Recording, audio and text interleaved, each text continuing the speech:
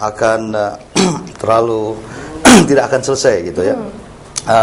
Saya sudah katakan tadi, yang pertama saya pikir kita harus bantu program-program pemerintah daerah yang sudah jalan supaya lebih lancar. Kedua juga tadi saya sudah bilang bahwa bagaimana kita memberi nilai tambah pada industri-industri yang sudah ada sekarang, baik itu industri padat, industri trading, pertanian, segala. Saya pikir itu sangat perlu. Kita juga harus membangun, saya pikir, jaringan ekonomi, politik, sosial antara daerah lain, kalau perlu negara lain, ya kan, dari Indonesia. Tadi juga saya bicarakan mengenai bagaimana kita bisa mengundang investasi, ya, mengundang dengan secara baik, ya, jangan memaksa, tapi mengundang secara baik dengan kami tunjukkan apa yang ini. Saya juga khawatir, tapi juga yakin bahwa kita ini perlu menjaga keseimbangan ekonomi antara saudara-saudara kita di kota dan di desa dan di daerah, ya. Insya Allah kami bisa lihat competitive advantage-nya atau kelebihan setiap daerah apa, dan itu yang kita konsentrasi ke dalam. Salah satu yang barangkali yang misi visi adalah bagaimana kita memperbaiki citra seorang legislatif, ya, karena belakangan ini memperbaiki. Sebelumnya seperti apa ini, Pak? Ya, saya pikir begini, bahwa ada konotasi bahwa di legislatif itu adalah begini begitu. Ya, memang ada kejadian, tapi saya yakin tidak 100% demikian. Dan saya itu hanya menurut pemikiran saya. Karena begini, sebagai anggota legislatif, kami sebenarnya adalah handai tolan masyarakat di sini. Kalau dulu saya bos 2.000 orang, sekarang saya anak buah berapa juta orang di Sulawesi Selatan. Nah, kalau tidak bisa dipercaya oleh katakan pemegang sahamnya adalah masyarakat, bagaimana kita bisa bekerja? Nah, insya Allah itu adalah suatu hal yang harus dengan kerja keras membuktikan. Iya, kita kembali ke penelpon. Selamat malam. Selamat malam. Halo, selamat malam. Baik, selamat malam Bapak. Dengan Bapak siapa ini? Wahyu. Bapak Wahyu, silakan Pak dengan pertanyaannya. Iya, selamat malam Pak Emil. Selamat malam Pak Wahyu.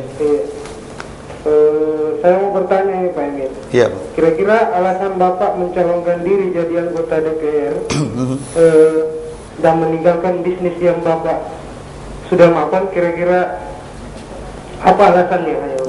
Iya. Begitu saja Bapak Wahyu. Ada yang lain? Iya. Ya, terima kasih Bapak Wahyu, selamat malam. Wah, ini kembali ke pertanyaan saya tadi Pak ya. Iya. Jadi apakah memang kalau sudah duduk di dewan kemudian lantas meninggalkan bisnis yang digeluti, Pak? Saya pikir kembali lagi tadi ya, ini adalah evolusi dari hidupan saya yang baru, adalah dari private sector saya masuk ke public sector, dan di situ pemegang saham saya adalah masyarakat. Dan itu memang niat kami untuk mengabdi kembali ke masyarakat atau daerah kita. Mengenai meninggalkan usaha atau bisnis saya, itu memang sudah kami perkirakan, sudah kami matang-matang perkirakan. Saya juga mempunyai seorang adik, nama dia Edwin, dan dia sudah memang juga dipersiapkan untuk menjalankan. Tapi usaha yang kami bentuk sudah professionally run. Ya, jadi mau lupa sesuatu sudah jalan dengan sendirinya. Tapi secara etis dan profesional dan hukum, saya tinggalkan usaha saya untuk mengabdi ke tantangan yang lain. Jadi memang saya akan tinggalkan jika terpilih, dan itu sudah jalan sendiri, insya Allah dengan lebih baik. Apakah tidak sayang itu, Pak? Saya pikir, saya sebenarnya bukan tidak sayang, saya merasa bangga terus terang. Karena apa? Saya telah membangun suatu usaha dan bisa meninggalkan usaha untuk masuk ke jenjang politik dengan tenang, karena saya telah membuat usaha yang kuat. Dan kalau saya bisa meninggalkan dengan lega, berarti itu telah berhasil. Baik, Ya. baik Bapak, kita kembali ke masalah bagaimana mengundang investor tadi. Memang di negara kita juga sudah begitu banyak investor asing yang masuk, Pak. Namun masalahnya yaitu di kontrak usaha atau di MOU biasanya mereka mengeksploitasi besar-besaran sumber daya alam kita tanpa memberikan konsekuensi yang layak untuk masyarakat. Nah, kalau menurut Bapak apa yang bisa dilakukan untuk menghindari hal-hal seperti ini, Pak? Saya pikir ada beberapa hal ya. Nomor satu adalah memang itu kenapa insya Allah saya bisa membantu dalam hal ini karena salah satu kelemahan kita adalah di legal aspeknya. Ya, tapi tidak cukup hanya di legal aspeknya. Kalau kita tidak bertopi pengusaha, kita susah juga bernegosiasi dengan pengusaha luar negeri. Saya alhamdulillah punya pengalaman bernegosiasi dengan hampir seluruh dunia dalam hal bisnis, dan saya pikir itu adalah satu step yang kita harus perbaiki adalah untuk bekerja ya, untuk berinvestasi kita harus a win-win game ya. Kalau kita tidak bisa main namanya zero sum game di mana satu kalah sing satu menang. Kita harus memposisikan dan dedikasikan tujuan dan visi misi kita sama, bukan hanya untuk meraup keuntungan dalam sekejap. Maaf saja, saya akan menjadi orang yang pertama yang bilang, hey, you know, that's not right, get out. Ya kan? Karena apa? Kita tidak bodoh, kita tidak boleh dibodohin, dan kita harus bersisi keras bahwa kita mempunyai kemampuan. Nah, yang kedua, hanya disayangkan memang setelah adanya subprime di Amerika dan keterpurukannya ekonomi dunia, ini akan membuat tantangan kami lebih susah lagi. Karena apa? Negara yang dulu biasa datang, hey saya punya duit, sekarang tidak punya duit. Nah, di sini kita harus benar-benar even twice, harus 2 kali, 3 kali, barangkali 10 kali lipat kerja keras.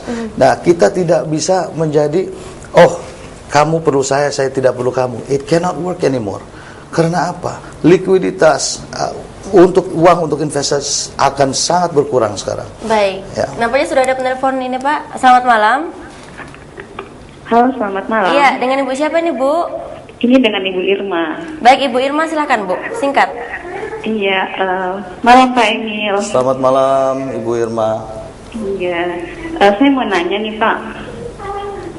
Kan tadi ini Bapak menjelaskan bahwa tahun ini adalah mungkin evolusi buat Bapak yang dari bisnis itu kemudian menjadi caleg ya. Nah, pertanyaan saya Pak, kira-kira apa sih yang Bapak harapkan setelah menjadi anggota Dewan? Baik. Apa yang akan Bapak lakukan begitu? Iya, terima kasih Bu Irma. Selamat malam. Iya. Apa yang bisa Bapak harapkan untuk duduk di kursi Dewan DPR RI? Iya, saya pikir itu pertanyaan yang sangat bagus ya. Seperti tadi saya uraikan juga sebelumnya, bahwa sebenarnya alhamdulillah kami sangat bersyukur telah menjalani hidup dengan segala pengalaman yang indah dan bertantangan juga, dan dalam hal ini saya sudah mengabdi kepada orang lain, saya mengabdi kepada keluarga.